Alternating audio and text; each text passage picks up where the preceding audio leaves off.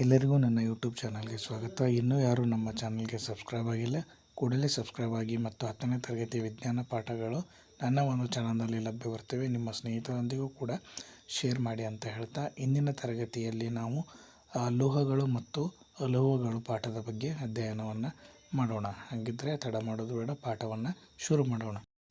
ಹಾಗಿದ್ದರೆ ವಿದ್ಯಾರ್ಥಿಗಳೇ, ನಾನು ಈ ಪಾಠವನ್ನು ಶುರು ಮಾಡೋಕ್ಕಿಂತ ಮೊದಲು ಕೆಲವು ಪ್ರಶ್ನೆಗಳನ್ನು ನಿಮಗೆ ಕೇಳ್ತೀನಿ. ಏನಪ್ಪ ಅಂದರೆ, ನಿಮ್ಮ ದೈನಂದಿನ ಜೀವನದಲ್ಲಿ ಬಳಸುವ ಲೋಹಗಳು ಮತ್ತು ಅಲೋಹಗಳನ್ನು ತಿಳಿಸುವಿರಾ ಅಂತ ಹೇಳ್ತಾರೆ. ಹೌದಾ, ಇಲ್ಲಿ ಚಿತ್ರದಲ್ಲೇ ನೋಡ್ಬೋದು ನೀವು. ಹೌದಾ, ಮೆಟಲ್ಸ್ ಅಂತ ಕರಿತೇವೆ ಇಂಗ್ಲೀಷ್ ಒಳಗಡೆ ಲೋಹಗಳಿಗೆ, ಮತ್ತು ಅಲೋಹಗಳಿಗೆ ನಾನ್ ಮೆಟಲ್ಸ್ ಅಂತ ನಾವಿಲ್ಲಿ ಹೇಳ್ತೇವೆ. ಚಿತ್ರದಲ್ಲಿ ತೋರಿಸಿರಂತೆ ಬ್ರಾಂಜ್, ಸ್ಟೀಲ್, ಮೆಟಲ್, ಸ್ಲಡ್ಜ್ ಅಂತ ಹೇಳ್ತೀವಿ. ಇವೆಲ್ಲ ಏನು ಲೋಹಗಳು. ಮತ್ತು ಅದೇ ರೀತಿಯಾಗಿ ಅಲೋಹಗಳು ಯಾವ ಬರ್ತವೆ ಅಂದರೆ ಸಿಲಿಕಾನ್ ಅಂತ ಹೇಳ್ತೀವಿ, ಮತ್ತು ಆ್ಯಂಟಿಮನಿ ಮತ್ತು ಸಲ್ಫರ್. ಇವೆಲ್ಲ ಏನು ಲೋಹ ಮತ್ತು ಅಲೋಹಗಳಿಗೆ ಉದಾಹರಣೆಗಳಾಗಿರ್ತವೆ. ಅರ್ಥ ಆಯ್ತಾ?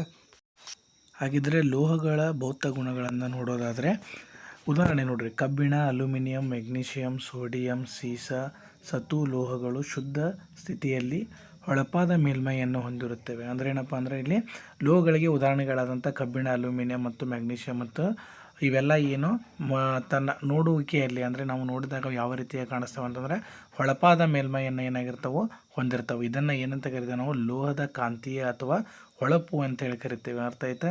ಸಾಮಾನ್ಯವಾಗಿ ಲೋಹಗಳು ಕಠಿಣವಾಗಿರ್ತವೆ. ಅಂದ್ರೇನು, ಎಲ್ಲ ಲೋಹಗಳು ನಮಗೆ ದೊರಕುವಂಥ ಪ್ರತಿಯೊಂದು ಲೋಹಗಳು ಏನಪ್ಪ ಅಂದ್ರೆ ಕಠಿಣ ಅಂತಂದ್ರೇನು, ಬಿರುಸಾಗಿ ನಮ್ಮ ಕೈಗೆ ಹಿಡಿದಾಗ ನಾವು ಸುಲಭವಾಗಿ ಅದನ್ನು ಏನು ಮಾಡೋಕ್ಕೆ ಸಾಧ್ಯ ಇಲ್ಲ, ಮುರಿಯಲು ಅಥವಾ ಹಸಕಿದಾಗ ಅದನ್ನು ಪುಡಿ ಮಾಡಲು ಸಾಧ್ಯ ಇಲ್ಲ. ಅದಕ್ಕೆ ಏನಂತ ಕರಿತೇವೆ ನಾವು? ಕಠಿಣತೆ ಅಂಥೇಳಿ ಕರಿತೇವೆ. ಅರ್ಥ ಆಯ್ತಾ?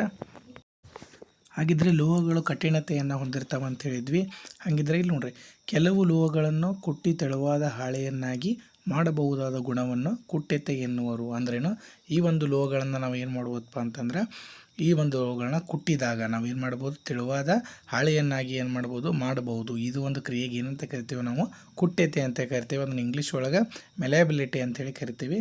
ಇಲ್ಲಿ ನೋಡ್ರಿ, ಚಿನ್ನ ಮತ್ತು ಬೆಳ್ಳಿ ಅತಿ ಹೆಚ್ಚಿನ ಕುಟ್ಯ ಗುಣ ಹೊಂದಿರುವ ಲೋಹಗಳು. ಹೌದಾ, ನಮಗೆ ಬೆಳ್ಳಿ, ಬಂಗಾರ ಅಂತಂದರೆ ತುಂಬ ಇಷ್ಟ. ಹೌದಾ, ಅಲ್ಲಿ ಏನು ಮಾಡ್ತೇವೆ ನಾವು? ಬಂಗಾರದ ಅಂಗಡಿ ಒಳಗಡೆ ಅಥವಾ ಬೆಳ್ಳಿ ಅಂಗಡಿ ಒಳಗಡೆ ಅವರು ಏನು ಮಾಡ್ತಾರೆ ಅಂದರೆ ಆ ಒಂದು ಲೋಹವನ್ನು ತೆಗೆದುಕೊಂಡು ಏನು ಮಾಡ್ತಾರೆ, ಅದನ್ನು ಕುಟ್ಟಿ ತೆಳುವಾದ ಹಾಳೆಯನ್ನಾಗಿ ನಮಗೆ ಬೇಕಾದಂಥ ಆಕಾರಕ್ಕೆ ಆ ಒಂದು ಲೋಹವನ್ನು ಏನು ಮಾಡ್ತಾರೆ, ಅವರು ಪರಿವರ್ತನೆಯನ್ನು ಮಾಡ್ತಾರೆ. ಆ ಒಂದು ಲೋಹದ ಲಕ್ಷಣಕ್ಕೆ ಏನಂತ ಕರಿತೇವೆ ನಾವು? ಕುಟ್ಯತೆ ಅಂಥೇಳಿ ಕರಿತೇವೆ. ಅರ್ಥ ಆಯ್ತಾ? ಹಾಗಿದ್ರೆ ಚಿನ್ನ ಮತ್ತು ಬೆಳ್ಳಿ ಏನಪ್ಪ ಅಂದ್ರೆ ಅತಿ ಹೆಚ್ಚಿನ ಒಂದು ಕುಟ್ಯ ಗುಣವನ್ನು ಹೊಂದಿರುವಂಥ ಒಂದು ಲೋಹ.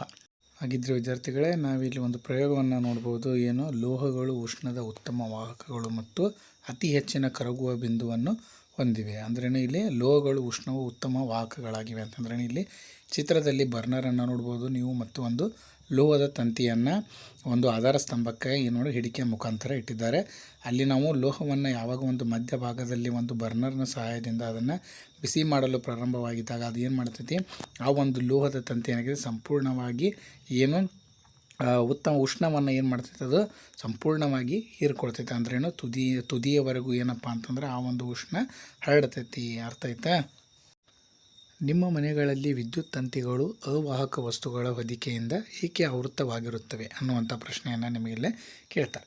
ಯಾಕಪ್ಪ ಅಂತಂದ್ರೆ ನಮಗೆಲ್ಲ ಗೊತ್ತೈತೆ, ಏನು ಲೋಹಗಳು ಉತ್ತಮ ವಾಹಕಗಳಾಗಿದ್ದರಿಂದ ಮನೆಯಲ್ಲಿನ ವಿದ್ಯುತ್ ಸಾಗಿಸುವ ತಂತಿಗಳು ಯಾವಪ್ಪ ಅಂದರೆ PVC ಅಂತ ಹೇಳ್ತೇವೆ ನಾವು, ಪಾಲಿವಿನೈಲ್ ಕ್ಲೋರೈಡ್ ಅಂತ ಹೇಳ್ತೀವಿ, ಅಥವಾ ರಬ್ಬರ್ ಹೊದಿಕೆಯಿಂದ ಆವೃತಗೊಳಿಸಿ ವಿದ್ಯುತ್ ಆಘಾತದಿಂದ ತಪ್ಪಿಸಿಕೊಳ್ಳಬಹುದಾಗಿದೆ. ಅಂದ್ರೇನು, ಪ್ಲಾಸ್ಟಿಕ್ ಏನು ಮಾಡ್ತಪ್ಪ ಅಂತಂದರೆ ವಿದ್ಯುತ್ತನ್ನು ತನ್ನ ಮುಖಾಂತರ ಹರಿಯಲು ಬಿಡೋದಿಲ್ಲ. ಆ ಒಂದು ಕಾರಣಕ್ಕೆ ಈ ಒಂದು ಲೋಹದ ವಸ್ತುಗಳನ್ನು ಏನು ಮಾಡ್ತಾರೆ, ಪ್ಲಾಸ್ಟಿಕ್ನ ಹೊದಿಕೆಯನ್ನು ಕೊಟ್ಟು ಏನು ಅವಘಡ ಆಗದಂತೆ ತಡೆಯೋಕ್ಕೆ ಸಹಾಯ ಆಗ್ತದೆ.